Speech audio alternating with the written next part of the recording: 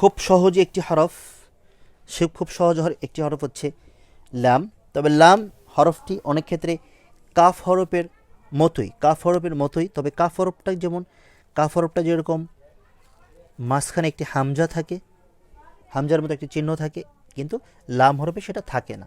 আমরা যদি লাম হরফের এখানে যদি হামজার চিহ্নটা দিই তখন এটা কাফ হয়ে যাবে, তো সেই হিসাবে আমরা আমাদের লাম হরফটাকে খুব সহজে উচ্চারণ করতে পারি। লাম, লাম হরফ বলার সময় আমরা দেখতে পাচ্ছি স্ক্রিনের মধ্যে যেবার আগা উপরে দাঁতের যেই তালু আছে, দাঁতের দাঁতের কাছাকাছি যে তালু যে অংশটা, সেই স্থান থেকে লেগে উচ্চারিত হবে লাম, লাম, লাম, লাম, এভাবে উচ্চারণ করব। চলুন আমরা লেখ্যরূপটা দেখে নিই।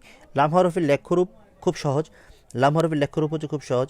লাম হরফটা এটা হচ্ছে লাম হরফের মধ্যখান, শুরু, এটা হচ্ছে মধ্যখান, এটা হচ্ছে শেষ অবস্থা।